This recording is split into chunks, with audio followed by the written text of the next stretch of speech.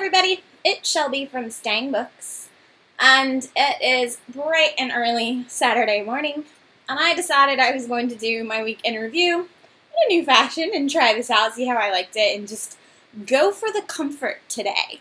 But I figured cozy on a Saturday morning is a good thing, and there's nothing better than cozy with a good cup of tea.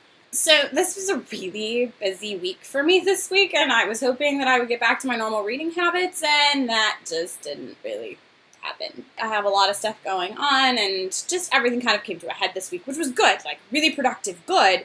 Just left me a lot less time for reading than I thought I would have. But it is the Diversathon this week, so I wanted to get through a number of the books that I had planned for that, and that I did accomplish, just not quite as many as I would have liked. There were some really great videos out of people talking about diversity and what it means to them and what they want to see themselves reading, and I've gotten some great reading suggestions that I want to try out later. So all in all, I've had a really great week thinking about diversity and what that means to me. So, what did I read this week? Well, my first book of the week was one that was on my list for this month that I needed for a couple of challenges. So my first book this week was called Starfish and Coffee by Kel Moon. It is an MM romance. I gave this book 5 stars. It was a really, really sweet romance. It's a story of 2 men finding themselves again after time. The story is set on an island off of the coast of Florida, where Alex has lived his whole life. He has always kind of grown up in the poor community on the island, struggled to get by. He has since bought the restaurant that he grew up cooking in and now owns it. And Alex, everything seems to be going well for him in life except one thing. Everybody assumes he's straight, no one knows he's gay. He's never really dated again. His heart was broken as a younger man. One day when Alex is working in his cafe restaurant called Starfish and Coffee, a couple of his buddies come in and one of them lets slip that Matt is back on the island. Matt Tarrington was the rich, good-looking, powerful guy. He was set to inherit his family's hotel chains, and Alex was part of the locals, and Matt, it was all the rich kids that came to vacation on the island. Now, Matt is, of course, Alex's secret love. They haven't seen each other in 6 years. And the whole story is about their relationship and them reuniting and finding out that the passion and the love that they always felt for each other is still there. The story is really interesting in the way that it's told because, of course, it starts with the 2 men meeting again when Matt walks back into his restaurant. But then the story jumps back in time and starts with the first real meeting of the 2 of them when they were young and 21. Of course, their relationship grows over the course of working together, and they really discover who each other is, kind of opposite sides of the track story. It goes through the entirety of their relationship when they were young and the reasons why they broke up and what happened, and then comes back to them now 6 years later and whether they can pick back up where they let off. Both men are still in the closet. So this is a really great coming out story, a story of redeemed love, and just beautiful and really touching, great characters, and just the best of what it means to be young and in love. So all in all, like I said, I gave it 5 stars. It was really beautiful, really well written. I haven't read a lot of Kel Moon before, but I really enjoyed this and will definitely look at other books of hers in the future. So I did start out my Diversathon reading with my 2 books in a series because the second book that I wanted to read in that series is an arc and the release date was coming up. So I wanted to make sure I got all of the reading for that finished and done before the release date. The series is by Megan Durr. It is her Dance in the Dark series. So it's a really fantastic series. Each book is individual in the series. Just the land, like the way that magic works is kind of the same throughout all the books to this point. So book 5 in the series, Sword of the King, was my reread. I just wanted to touch base with this book because for the first time in the series, book 6 is a direct continuation of book 5. Same characters moving on with the same story. And this was the first time that Megan Dore had done this with this series. The really interesting thing about dragons in this book is it's a take on Arthurian legend. Arthur was a real person who had his Knights of the Round Table, and Excalibur, instead of just being a sword, was actually a dragon. At one point, the dragon, there was a magic used on the dragons to recreate them, and they created more varieties of dragons. And centuries have passed, and the clans have kind of been forgotten. Why am I giving you the background of the clans? Well, because when this series starts, when Book 5 starts off this arc of the series, once the other types of dragons were created, they were tossed out into the world, and the syndicates took control. Now, the syndicates have a very Japanese Yakuza or Chinese triad vibe to them. So Blaze is the top fighter in his syndicate, and his dragon has never been beaten. And all pit fighters are taught to not care for their dragon. Like, to try and, there has to be a distance between you and your dragon. Well, Blaze has broken that rule. And since this is a romance, and there's a lot of sex in this book, it is a sexual relationship. The dragons are shapeshifters, they can shape into a human, but they still retain their dragon nature. So this guy has been found that everybody knows is a dragon, but nobody knows what type of dragon he is. And the syndicate that has him has asked for Blaze's syndicate's help because Blaze is the best dragon trainer out there, and they want some help with this dragon. Well, what his syndicate wants is Blaze to steal the dragon. So, as Blaze and Harry leave town, Ken, he has a dragon, and he's not part of the syndicate, so everybody's a little not sure who he is. Shows up outside his hotel room, dragging the bodies of some goons that had been chasing Blaze, and he had no idea they were there. And it turns out Ken's really not on anybody's bad side. Ken actually is a part of the clans and wants to stop the pit fighting. Ken finally convinces Blaze that he means him no harm and really is on his side, and shows him that his dragon, Nevada, is actually a steel dragon, which no one in the syndicates has ever seen because they're just rumored and myth. And Ken has been tasked by the clans for finding this dragon that everybody's talking about, because it turns out it's a Pendragon. No one's really sure how Arthur has lost track of one of the Pendragons, but it's now been captured by the syndicates, and Ken's been sent to try and get it back. And so has Blaze. So they decide to work together because really what they want to work for is the safety of the dragon. It's a really fantastic book. It's amazing writing and such an interesting story, and I really love the way the dragon hierarchies are set up, the different types of dragons, what it means to be a Pendragon versus a steel dragon, and then the lower levels, and how the bond works, that it is this innately beautiful bond of love between the dragon and the human, and the dragon chooses its owner, and that there's a lot of responsibility that goes with that, and the strength of the owner is what causes the bond, because dragons will not bond with anyone that fears them. So the higher the power of the dragon, the more like innately strong the human has to be.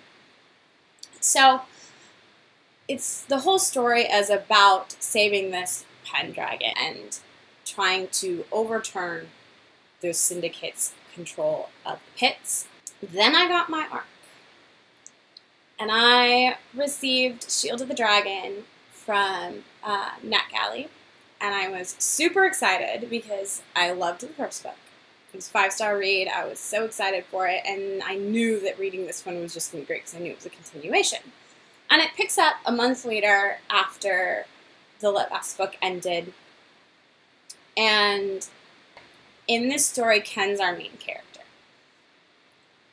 I loved this book. I have I'll link a full review down below, because I did do a full video review of this book, so I will link that below for anyone that wants to check out my full review.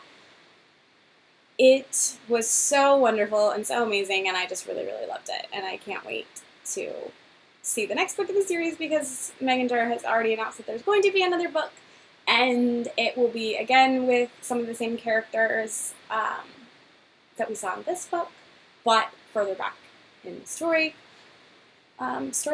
So it's going to be amazing, and it was so great, and it was 5 stars, and I'm so glad I got to read it. I just really loved it. As far as the Diversathon goes, both these books are really interesting because they do have a lot of classism within the battle between the Syndicate and the clans look down on the Syndicates for being less than, and so look down on these pit fighters, Ken and Blaze and Diamond, to be having dragons because they don't feel that they're worthy, and yet the dragons chose them and prove that they have the knightly quality necessary to bond with a dragon, and actually have maintained that more so than the clans.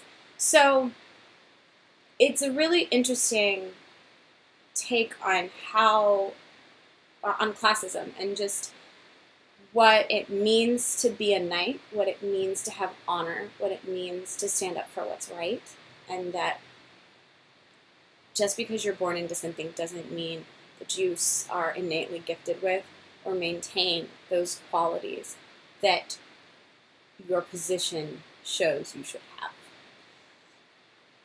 And that these gutter rats who've never been given anything ever in their life and have gone through trials and tribulations that would break a lesser man are actually the stronger and the better for it. The next book I read this week was not originally on my Diversathon list. It was a book I added this week for a challenge that I had to read it this week because the challenge required it that week. And it turned out to be actually very fitting for the Diversathon. I read Submerging Inferno by Brandon Witt. It was a 4-star read. I really enjoyed it, but there were a few things that I felt were just not quite as polished. And if you were somebody who requires a happily ever after, which I normally do, this probably isn't for you. But the only thing that gives it a pass for me is it is part of a series, and the series is all the same characters, so this is kind of like just a break in the middle, and that you know by the end of the series you should have your happily ever after, even if you don't have it now. This is another paranormal. I read a lot. Pretty much everything except for Starfish and Coffee that I read this week was either paranormal, urban fantasy of some sort. Which is just weird. I don't normally stick to one side, but that just happened to be the books that I needed to read to start with. I've got some other choices coming up. Submerging Inferno is about Brett Wright, and Brett has no idea that magic exists. When the book starts, he's been having some really weird things happen around him. He's started to have these crazy, moments happen in the water where he thinks something's there and it's trying to grab him, and he's actually felt like the water warming around him, which is weird. So he goes down and ends up at a restaurant he really loves. The owners are a husband and wife couple, and they really like Brett, and they have wanted forever to introduce them to her brother. Brett can't seem to focus on anything else but this guy across the room, and ends up just darting from the restaurant and following this guy. Turns out the guy is a vampire and tries to drain Brett's blood, and Brett somehow manages to set him on fire and escape.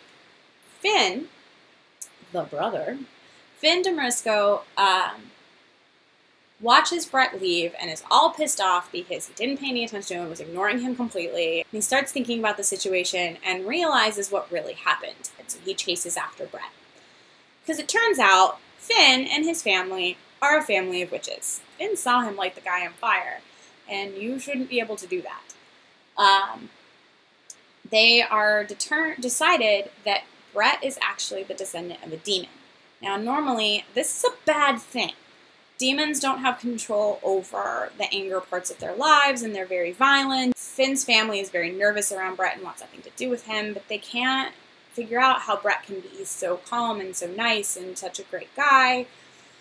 And as the story goes along and Finn and Brett are falling for each other, they're trying to figure out Brett's history and ancestry. Well, meanwhile, this vampire keeps attacking and wants to kill Brett, and nobody can figure out why. This book does not end happily ever after. Brett and Finn do have some problems, and when the book ends, it's kind of on a cliffhanger. Which may, of course, makes me want to read the next book right away because I hate ending when there's not happiness. It didn't suck me in quite as much as I wanted it to. There's a lot of miscommunications between people. And some kind of dangled threads. It was just kind of like, oh, okay, so that's the way we're going to explain it.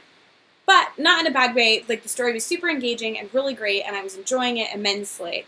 It just took it down off of a 5-star read for me to the 4 stars. I enjoyed the book, I just wasn't in love with the book. Submerging Inferno actually fit really well into the Diversifont this week, as it dealt with a lot of innate prejudice against a person just because of what they were born as. Brett was born part demon. The family has known him for a very long time through Finn's sister and brother-in-law, and yet as soon as they find out that he's part demon, there's all this innate distrust and fear when Brett has done everything to prove to them that he's different. On top of that, Finn's family is all Hispanic, and that was just a really interesting little piece to this. It's very rare, I feel like, to find Hispanic lead characters in fiction in a way that's not like this is a Hispanic fiction book. In Finn's family they're in San Diego. They happen to be a Hispanic family. That's their heritage, and it was just really nice to see that be a part of a story without making it be like this huge deal. It wasn't all about them being Hispanic. That was just part of who they were. And I really liked that about this book. The book this week that I finished is Firecracker by Charles R. Verhey. And this book has been on my TBR for ages. I got it as a free download from Amazon, God, years ago. And I just never got around to reading it. Firecracker, I wanted to like this book more than I did. It has some real problems. It's kind of like I felt like reading this book that it was a good first draft that needed a heavy-handed editor on it. It was kind of like the author was so enmeshed, didn't realize where his reader was not going to follow what he was saying. Like, I really wanted to read this book again, give the author a full set of notes, and be like, okay, fix these things and you will have a really great book. Because the characters were really interesting, but the history of like how things came to be was really convoluted and not explained in a manner that made sense, and that he's trying very hard to keep secrets because the characters are keeping secrets from each other, but it's not done in a way that makes it easy for the audience to follow when those secrets get released. The main character of this book is Adine Cassidy, and she has always had the ability to start fires.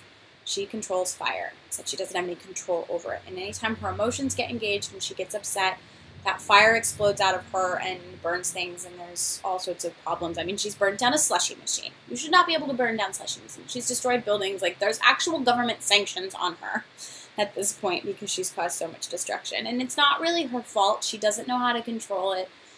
There's no program to teach her. She's got the last $2 in her pocket. She's applied to this group called the Psych Team. They work with the government and are a team of psychics, different types of psychics. She's finally gotten an interview. She goes in and she meets with Agent Lee, and he doesn't want anything to do with her. He doesn't want to hire her. He does not want a pyrokinetic in their team. He has his own personal reasons for why he has a lot of anger towards pyrokinetics.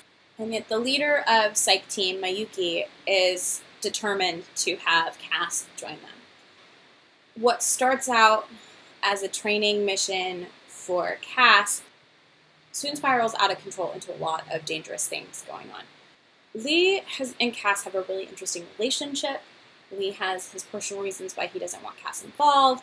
Cass doesn't understand what's going on. She has a lot of insecurities because she's never had friends or been a part of anything because everyone's scared of her. There's so many parts of this book that were really interesting and I wanted to take further. I liked the fact that Lee and Mayuki were Asian, and that Cass had all these insecurities, but instead of anyone trying to teach her how to control her powers, they just leave her on her own. And the other characters in there nobody's trying to organize a group or really figure things out. They're all kind of working in their own little secret pockets, and nobody tells anyone anything, and no one explains anything. And there was a lot of confusion over the ages of characters. One time they'd be said that they're a certain age, and then they do things that you're like, that doesn't make sense for them to be that age. It was just this kind of mishmash of things that just drove me nuts because I wanted to like it because the story was really good. There was a lot of potential in it. The characters were fleshed out and interesting, and I really felt for Cass, and I liked June and Keith and these other characters, side characters that are part of Psych Team. And I wanted Lee and Cass to figure out their differences. The romance in here is totally forced, and you don't really understand some of the hints that they make about Lee's past. It didn't sink and gel well. Now, some of those things might be explained in a second book. Well, this was published in 2012, and the author has yet to publish another book, and it actually has no online presence right now. And so it was really frustrating to find out that this has not gone farther. I really do hope the author continues and writes another book, because I do think there's a lot of potential there, and I think another book and further experience in writing will help.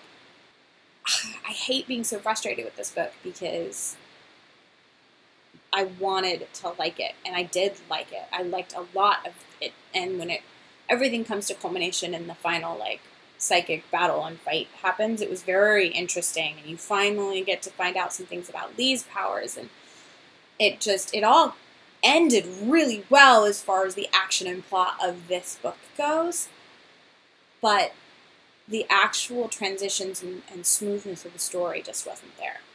It was a great fit for Diversathon, and you had different types of characters, and a lot about not fitting in and being different, and what being different means and where it puts you. There's even a computer program called Miki, who is an AI and can make anything feel real in her own environment, and yet you really feel for her because she still feels so alone. She's in two different locations in this book, and she interacts with people, but you could feel her loneliness, and these other kids that have these immense powers and are isolated and cut off from others, and really wanting just a human connection and someone to care about them, and that just really resonated for me with this book. I gave it 3.5 stars on Goodreads. I'd like to see this author continue to write, because I do think there's something in their ability to tell stories. I just think they needed more experience, and it was self-published, so I don't know how much of an outside editor there was. I really felt like this book could have used an outside eye to say to the author, you lost me here. I know this is information you have in your head, and you understand all of it, but your transition did not make it so that I could follow you. But I enjoyed the book. I wanted a little bit more from it.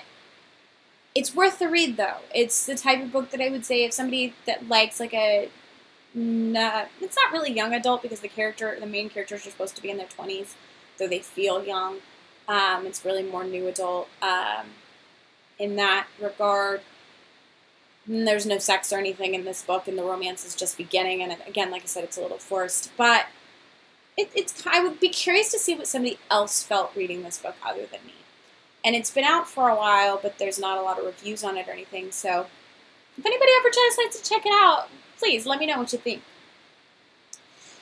That was my week this week. That was everything I got through. One of those, short week for me reading-wise, and I wish I'd gotten to more than I did.